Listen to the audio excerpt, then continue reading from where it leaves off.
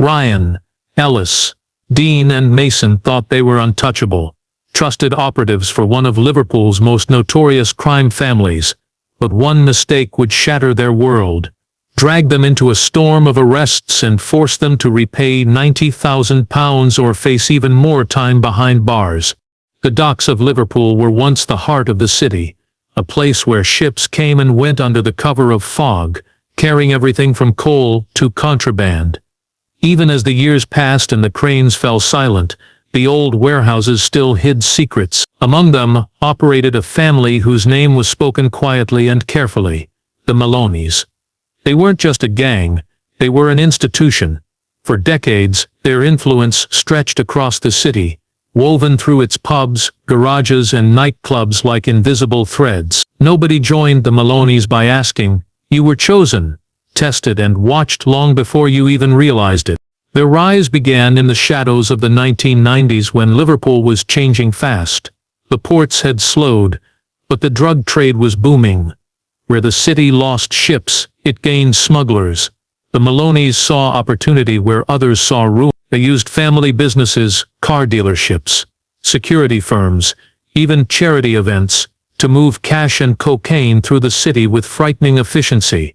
The money came fast, and with it came loyalty, fear and silence. People in the neighborhoods near the docks knew better than to speak their name. When the Malones gave you a job, you took it. When they asked a favor, you didn't say no. The police knew who they were, but could never prove anything. Witnesses withdrew, files disappeared, and every lead ended in whispers. The Malones never left fingerprints. Their world was built on intermediaries, coded messages, and clean fronts. Among their growing network were 4 men, ordinary faces, in an extraordinary operation. They weren't the brains behind the empire, but they were trusted enough to touch the money, move the product, and keep the family's engine running. For years they lived well, blending into the city like ghosts, expensive cars, quiet homes, and secrets locked away behind polite smiles. But the longer an empire stands, the more fragile it becomes. Beneath the surface of the Malones' empire, cracks had begun to show, whispers of greed, carelessness, and ambition that could no longer be contained. Liverpool had seen powerful families before, but none as careful, none as ruthless, and none as close to losing everything as the Malones were about to be. The city that built them was about to betray them. The Malones ran their empire with precision that rivaled any legitimate business. Every move was calculated, every risk measured. They understood the value of appearances, keeping their operations hidden beneath a layer of respectability. On paper, they owned car dealerships, haulage firms, and nightclubs. In reality, those places were gateways for drugs, cash, and silence. The family's power depended on loyalty, and loyalty was rewarded generously. Those who served well were paid well, and those who questioned orders simply vanished from the city's memory. The operation was built on efficiency. Cocaine arrived from Spain and the Netherlands, concealed within shipments of fruit and fenrich. The containers passed through customs with ease, greased by bribes and forged paperwork. Once the product reached Liverpool, it was divided into smaller batches and stored in inconspicuous locations, lockups, basements, even under floorboards in suburban homes. From there, trusted men handled the distribution, moving drugs to nightclubs, student areas, and private parties. The city's nightlife thrived, and behind every smiling dealer stood the Malones. Ryan, Ellis, Dean, and Mason were part of the machine that made it all run smoothly. They weren't related by blood, but they were bound by fear and profit. Ryan handled the accounts, washing dirty money through used car sales. Ellis managed logistics, ensuring shipments arrived safely and quietly. Dean looked after collections, gathering cash from dealers and counting it in hidden rooms. Mason dealt with protection, making sure everyone paid their dues and no one spoke out of turn. Together, they made the Malones' world spin without interruption. The family kept its distance from the dirt. Orders came through coded texts, brief phone calls, or messages passed through intermediaries. Nobody met the Malones directly unless invited. That mystery added to their power. People feared what they couldn't see. For years everything ran like clockwork. The police suspected, but they couldn't prove. Money flowed, streets buzzed, and the Malones tightened their grip on Liverpool's underworld. But success bred arrogance, corners were cut, rules bent, and caution gave way to confidence. In a world built on secrecy, it only took one careless mistake to bring the entire empire to its knees. It began with a single mistake, small enough to seem harmless at first. Dean had made the drive dozens of times before, quiet, cautious, and routine. That night, the rain was heavy, and the streets shimmered under the glow of streetlights. In the boot of his car sat a small duffel bag containing £30,000 in neatly wrapped bundles. It was cash collected from a week's worth of sales, destined for laundering the next morning. Dean prided himself on never getting caught. He obeyed every rule, never sped, never attracted attention. But fate has a way of finding cracks in even the best-laid plans. A random police checkpoint stood on the road ahead, part of a late-night operation targeting drink drivers. Dean felt a flicker of unease, but stayed calm, certain the money was hidden well. The officer asked routine questions, glanced into the car, and was about to wave him on. Then came the moment that changed everything. The officer's flashlight caught a faint misalignment under the driver's seat, a section of upholstery that didn't sit quite right. It was small, barely visible, but enough to raise suspicion. Within minutes, more officers arrived. They asked Dean to step out, and soon the hidden compartment was uncovered. When they found the cash, Dean's composure cracked. He offered a weak story about gambling winnings, but his phone told a different story. Inside were encrypted messages, photographs of counting machines, and notes that hinted at something far larger than a simple cash transport. Detectives later described the phone as a roadmap to the Malones empire. Every contact led to another connection, every code word to another deal. The digital trail, once decrypted, exposed networks of offshore accounts, fake invoices, and drop locations. Dean's arrest didn't just bring suspicion, it triggered alarms across the city. The other three men, unaware of what Dean had revealed, continued their routines, blind to the fact that the police were already watching them. What had begun as a minor stop on a wet night would soon spiral into a full-scale investigation. One careless oversight had become the thread that, once pulled, would begin to unravel everything the Malones had spent years building. When detectives unlocked Dean's phone, they knew they had stumbled onto something much larger than a single drug courier. The messages were buried beneath layers of encryption, written in codes that at first seemed meaningless. But once analysts began to piece them together, a pattern emerged. Words like fruit, cars, and weddings weren't what they seemed. Each term represented a shipment, a payment, or a deal. What appeared to be harmless business chatter was in fact a detailed record of the Malones' criminal network operating across Liverpool and beyond. Investigators followed the digital trail with precision. They traced payments through fake companies registered under false names, located suspicious bank transfers to accounts in Spain and the Isle of Man, and uncovered images showing stacks of cash being counted beside ledgers filled with initials and dates. Every detail added another layer to the puzzle, and soon the detectives had something they'd never had before, proof that linked the Malones' associates directly to organized crime. The names Ryan, Ellis, Mason, and Dean appeared repeatedly. Each played a distinct role in the network. Their phones contained matching patterns of communication, all leading back to the same set of anonymous contacts. The discovery created a chain strong enough to build a case, but still not enough to reach the Malones themselves. The family remained ghosts, never directly mentioned, never pictured, but their presence could be felt behind every message and transaction. Surveillance teams were deployed across Liverpool. Officers followed the men's movements, documenting meetings, deliveries, and cash exchanges. Unmarked cars shadowed them from warehouses to nightclubs, from quiet cul-de-sacs to luxury homes.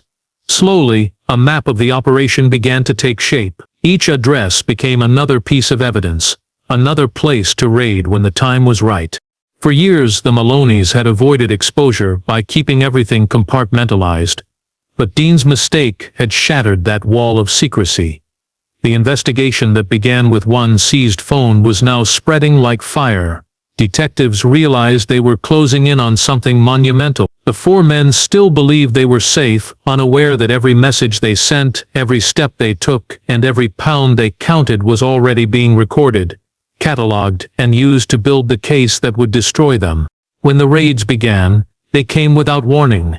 In the early hours of a gray Liverpool morning, flashing blue lights reflected off terraced houses as officers swarmed across the city. Doors were kicked in, garages torn open, and the quiet rhythm of the streets was shattered by shouts and the sound of splintering wood. Years of surveillance had led to this moment. Each address on the list had been chosen carefully, based on the movements and phone data of the four men. The Malones remained hidden, but their network was about to be exposed in full. At a small industrial unit near Bootle, detectives found what they had been searching for. Hidden inside ventilation ducts were traces of cocaine residue and several empty vacuum-sealed bags. Nearby, a table bore faint marks where money had been counted and bundled. The evidence was enough to tie the site to drug distribution. Ellis was there when officers arrived, trying to flee through the back exit. In his panic, he slipped on a wet patch of floor and broke his leg before making it 2 steps outside. His arrest was as dramatic as it was clumsy. Across the city, Ryan was caught at his flat, surrounded by paperwork that looked legitimate until investigators examined it closely. The car dealership accounts he managed showed millions passing through in cash, far beyond what any small business could generate. Mason was taken in quietly at a warehouse. For the authorities, the trial was a victory. For the Malones, it was only a temporary setback. And for the four men now behind bars, it was the beginning of a longer punishment. One that extended far beyond their prison walls. Months after the sentencing, the investigation refused to rest.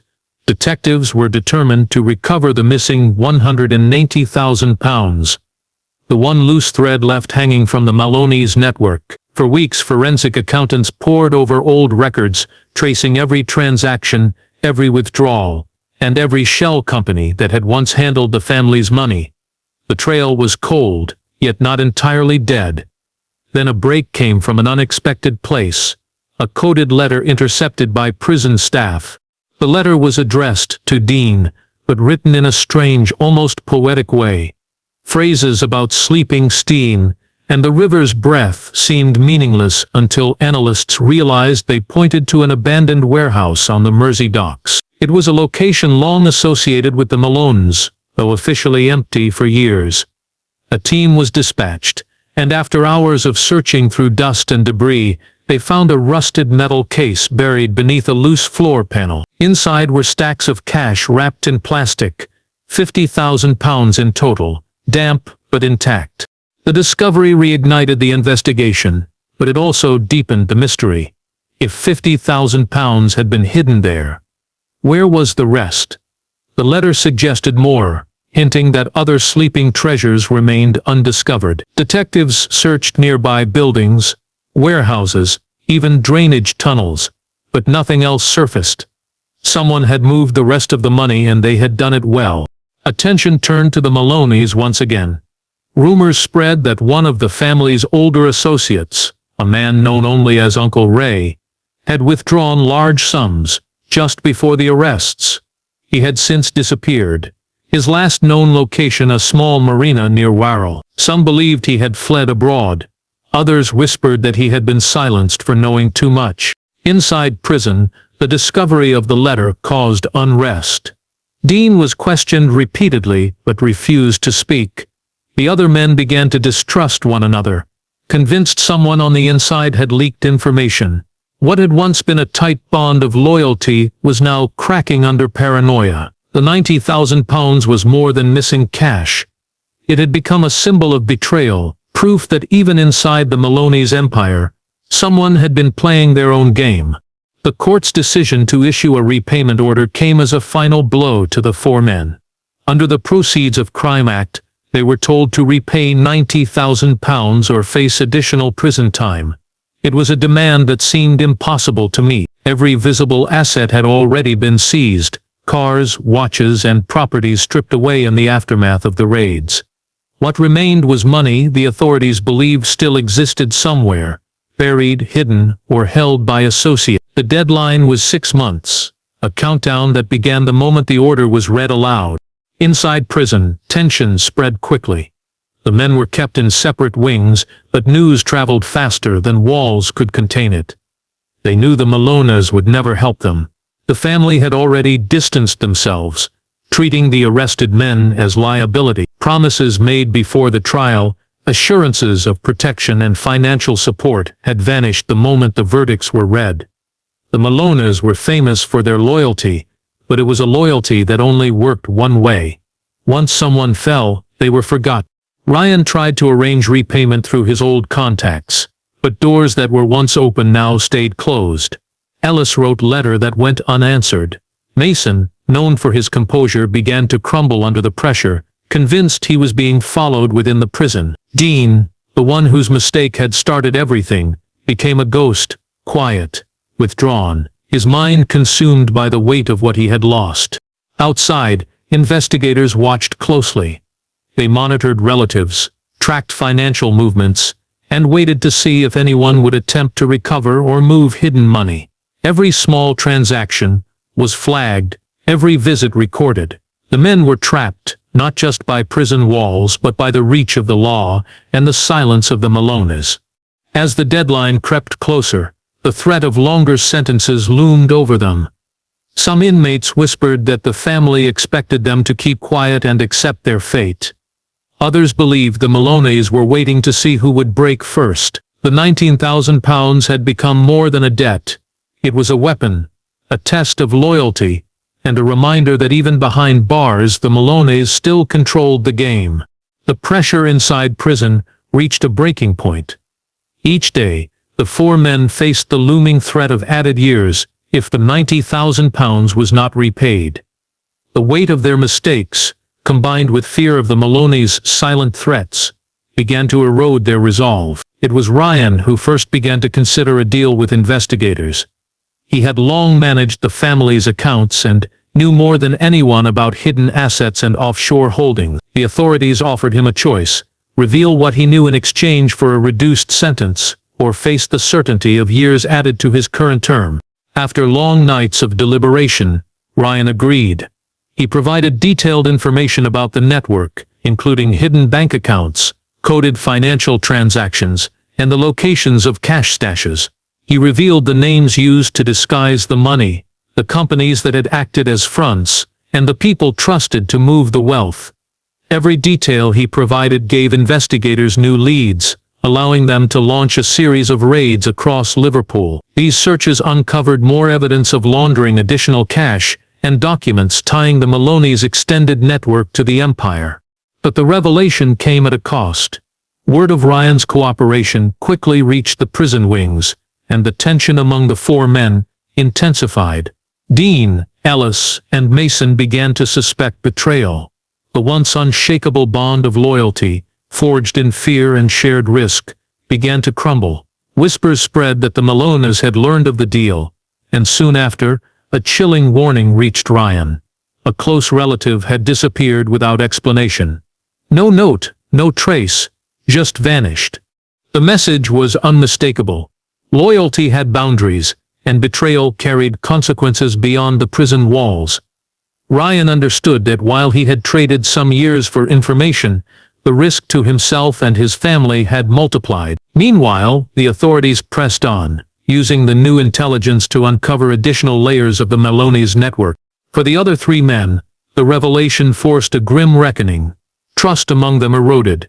Paranoia set in, and every conversation, every glance, became a potential threat. The £90,000 debt, once simply a legal obligation, had become a catalyst for betrayal, fear, and the unraveling of the fragile structure that had kept them alive within one of Liverpool's most dangerous criminal empires. By the time the final chapter of the investigation closed, the 4 men were shadows of the figures who had once run errands for one of Liverpool's most feared families. The court's final order demanded repayment of £190,000. a figure that had seemed impossible, and now, after months of pressure, partial recoveries and betrayals, it symbolized more than just money. It represented survival, guilt, and the remnants of loyalty that had long since fractured. The authorities had recovered a significant portion of the funds, thanks to Ryan's cooperation and the painstaking tracing of hidden accounts, but not all of it. Some of the wealth had vanished entirely, likely spirited away before the arrest. Ellis and Mason struggled with the reality of their sentences. The prisons, cold and unyielding, offered no comfort, only time to reflect on missteps that had seemed minor at the moment, but had snowballed into life-altering consequences. Dean, the catalyst for everything, carried a heavier burden. His mistake at a rainy checkpoint had triggered the collapse of a well-oiled empire, leading not only to his own incarceration, but to the arrests of those he had trusted most. Within the gray walls of confinement, he replayed the choices that had brought them all here, understanding too late how fragile loyalty had really been under the Malones' rule. The Malones themselves were untouched, their influence intact, though slightly rattled. They had managed to distance themselves entirely from the arrests, while maintaining control over what remained of their operations. The family's ability to disappear behind layers of secrecy had kept them insulated, proving once more that in Liverpool's criminal underworld, power did not always mean vulnerability. For the four men, repayment of the £90,000 became both a legal and psychological sentence. Each pound returned was a reminder of betrayal, of misjudged trust, and of the empire they had served without question. Outside the courtroom, the city had moved on, streets alive again, unaware that behind the veneer of normalcy, remnants of the Malones empire still pulsed quietly. In the end, the story of these four men was not just one of crime and punishment. It was a cautionary tale of loyalty, ambition, and the price of error. The £90,000 debt was more than money. It was a symbol of control, fear, and the invisible chains that bound them to a family whose reach extended far beyond the prison walls. Their lives, once entwined with power and danger, had been permanently altered, leaving a story that Liverpool would remember long after